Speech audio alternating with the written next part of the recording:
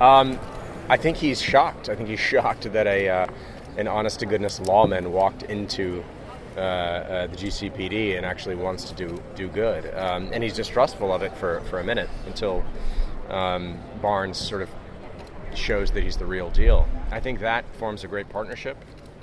But also you can see, even from the beginning, that the seeds of possible competition, distrust are sown, because Barnes is such a law and order man that the new Jim 2.0, is not sure that's actually how you get things done in Gotham. So you can see that there may eventually come into conflict, but for right now they're fast friends, and Jim is welcomes an ally.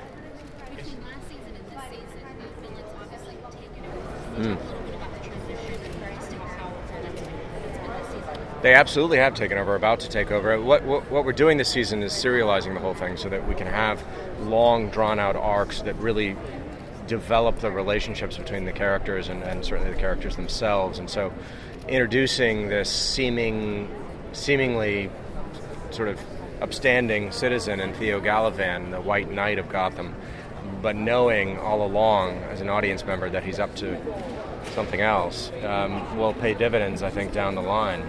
I mean, I guess you can speak more about that.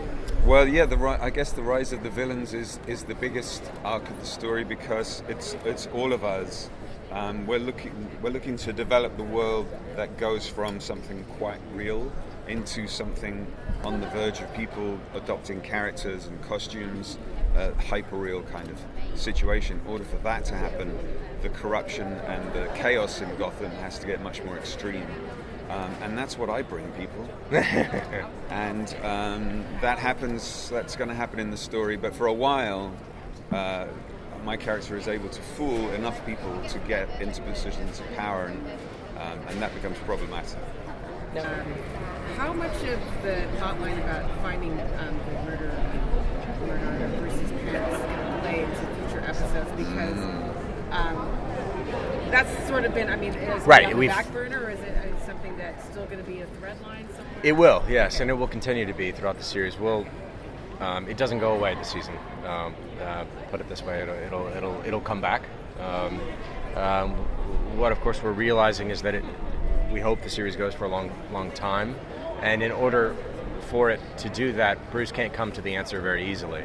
So there'll be a lot of twists and turns, and Theo may be involved in that. But that's kind of the what's the term I'm looking for? Not the MacGuffin, not the red herring. It's the case that sort of lingers in the background for many of these seasons. And is it Rosebud? It's Rosebud. It's the Rosebud. Yes, indeed. For James, speaking of the rise of the villains in this season, there have been some rumors that Theo and Tabitha Galavan may have a connection to a pretty recent Batman villain, the Court of Owls. Can you speak to that? Oh, I don't know about that. I don't know about that. That rumor came from where? Where are you getting your information? I tweet on Mondays. So, relax, I won't hurt you. I don't know anything about that, honestly. That might happen. That could have come out of the writer's room. Yeah, because I was going to say, there were interviews with Bruno Hettler where he said that the court may appear eventually. Okay, and so people are kind of connecting the dots. It hasn't happened yet.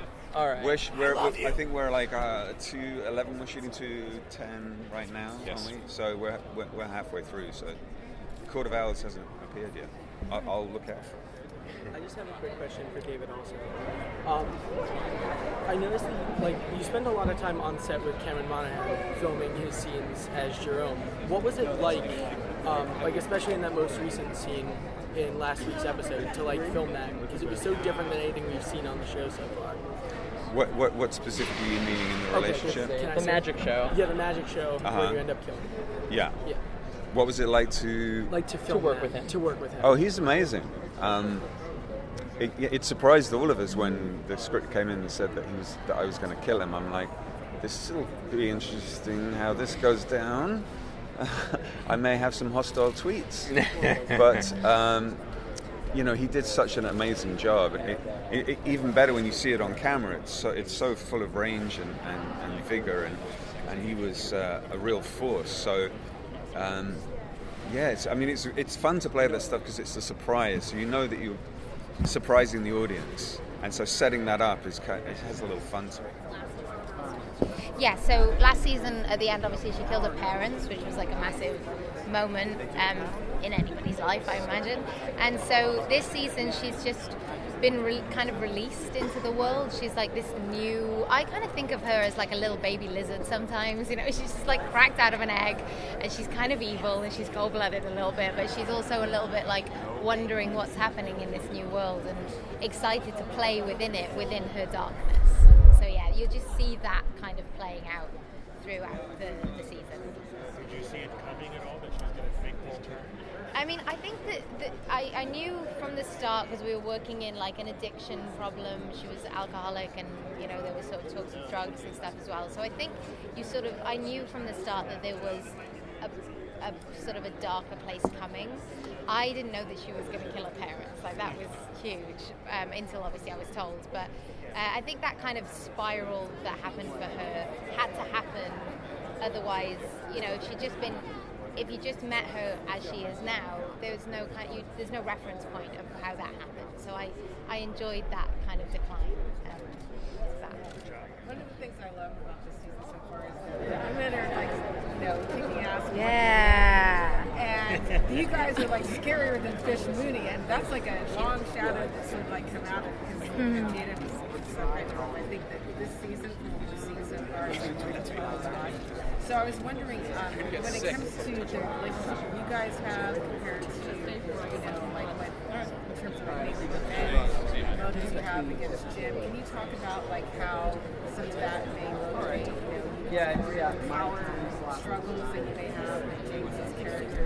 Both of you can address that. Yeah. What hidden agendas you have compared to. Yeah, well, their motivation, the Galavan's motivation, is going to come out in the next couple of episodes. You'll find out a lot more about them and their history and what kind of a revenge mission they're on. But Tabitha, you should question her motives at the moment. I don't know if you're going to find out until about the midway point of the season, like what her deal is. I don't know if she's fully on board with it all. And then as far as them, what was the second part of that? Well, I mean, like in terms of how if there's going to be, I don't know, like a sense like maybe a power struggle between your character, because you've got your own agenda. Yeah. You know, you don't want to play like this submissive, you know, like puppet. No. So Yeah, we're kind of using each everyone's. other, Yeah. yeah. There's a lot of jealousy and using you. You're like a toy that we're batting back and forth between us, I think. Yeah, they have their own thing going on in terms of that, and then from Barbara's point of view, I think she's using both of them in different ways because she can sort of sense their different weaknesses and the weaknesses that may divide them essentially, so then she uses those different elements to get what she wants from that. Yeah. What's it like to play the part where she is kind of taunting Jim? Yeah, it's fun. Yeah, it's really fun. It was actually funny because I didn't work with Ben for a very long time because of the relationship being so fraught and then her going off to Arkham. And then the first time we worked together after like 3 or 4 months, I was like, oh, hey, and like, I remember this. And it was so nice to come back around to that relationship being this whole new Barbara. It really shone a light for me on how much she had changed, obviously, but to be put back in a situation with Jim, and I think this time to be maybe have one up on him, whereas before she was always like, please tell me what's happening, I don't understand, like what's going on, and this time she's like, I'm going to tell you what's happening. Exactly. Thank you guys.